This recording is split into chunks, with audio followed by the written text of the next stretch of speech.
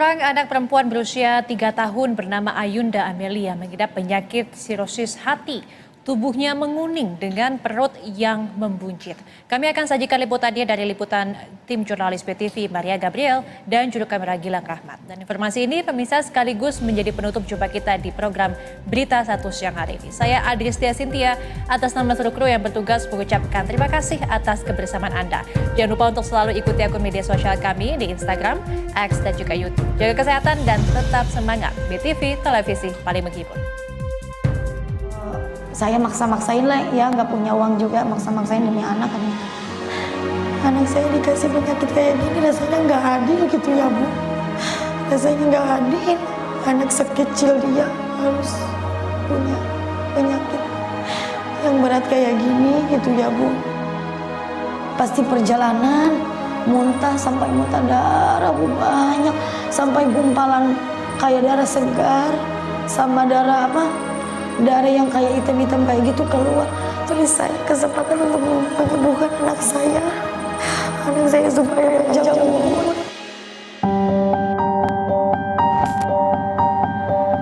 Titin Suhartini bercerita kondisi putrinya Ayunda sudah mulai menguning sejak usia 7 bulan.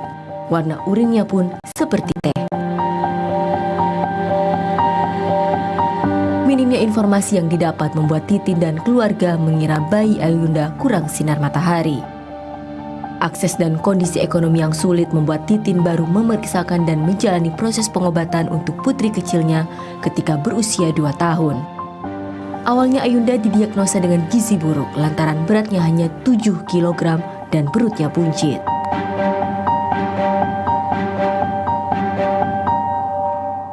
Untuk naikin berat badan saya udah beli 5 kaleng waktu itu di kampung. Saya maksa-maksain lah ya, nggak punya uang juga, maksa-maksain demi anak katanya. Cuma kayak gitu-gitu aja tetap. Terus saya bawa ke klinik Kidang Rangga, klinik bayar lah gitu ya. Saya emang ke dokter anak juga bayar karena kan pas pertama Ayunda itu nggak punya BPJS dia. Terus dicek darah sama USG, katanya hasilnya Ayunda ada livernya kayak gitu. Mengetahui kondisi Ayunda yang tidak baik-baik saja membuat Titin terpuruk. Sebagai ibu, ia menyesal baru membawa anak bungsunya ini berobat. Di usia yang masih belia, Ayunda divonis sirosis hepatis atau sirosis hati. Pengobatan untuk Ayunda tidak bisa lagi dilakukan di rumah sakit setempat. Ayunda kemudian dirujuk ke RSCM Jakarta. Berdasarkan hasil biopsi, diketahui sirosis hati yang dialami sudah stadium lanjut dan terdapat penyempitan saluran empedu dan kantong hati.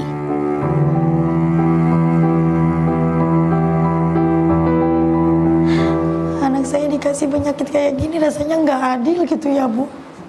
Rasanya nggak adil, anak sekecil dia harus punya penyakit yang berat kayak gini gitu ya Bu.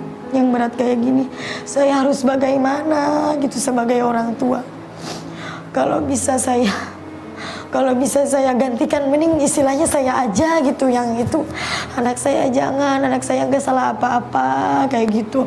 Istilahnya saya sempat berpikir saya dosa apa gitu sampai anak saya dikasih penyakit seperti ini kayak gitu sih Bu. Guna membantu pendapatan suami sebagai tukang antar air isi ulang, Titin sempat berjualan tisu di jalan. Di tengah terik matahari, Titin kala itu membawa putri bungsunya untuk mengais rezeki. Jika dagangannya laku, Titin pergunakan uang tersebut untuk kebutuhan Ayunda seperti popok ataupun susu. Hanya saja, pendapatan dari berjualan tisu juga tidak menentu. Ya namanya jualannya Bu, apalagi kan kadang-kadang istilahnya kadang ada yang beli, ya kadang lakunya cuma 2, kadang ya nggak sama sekali kayak gitu sih. Harus panas-panasan bawa anak gitu yang lagi sakit kayak gini gitu. Ya sedih sih kalau ini karena kan nggak ada yang ngurus, bapaknya kan dagang, kakaknya ya sekolah gitu. Fokus pengobatan di RSCM, Titin dan Ayunda pun tinggal di rumah singgah Respek Peduli di Jakarta Utara. Adanya bantuan dari kitabisa.com membuat kebutuhan Ayunda lebih terjamin. Titin tak lagi berjualan tisu di jalanan. Tinggal berjauhan dari keluarga, membuat Titin kemudian membawa pulang Ayunda ke Karawang. Siapa yang mengira bahwa kondisi Ayunda pun drop saat itu? Ayunda mengalami demam tinggi. Meski sudah diberi obat sementara untuk penurun demam, kondisi Ayunda tak kunjung membaik. Dalam perjalanan menuju rumah sakit, Ayunda muntah darah. Pas di perjalanan masih di Kerawang sih, itu masih di Kerawang. Kira saya itu muntahnya muntah susu karena memang Ayunda juga suka muntah ya, namanya juga perutnya udah, hatinya udah bengkak, jadi istilahnya ini apa suka muntah gitu. Pasti perjalanan muntah sampai muntah darah banyak, sampai gumpalan kayak darah segar sama darah darah yang kayak hitam-hitam kayak gitu keluar. Saya langsung nangis histeris ke ambulan, Pak tolong anak saya gitu, tolong anak saya harus ke rumah sakit terdekat karena waktu itu memang rumah sakit Islam sama rumah sakit umum RSUD umum itu belum lewat gitu Bu. Saya takut anak saya nggak tertolong gitu Bu.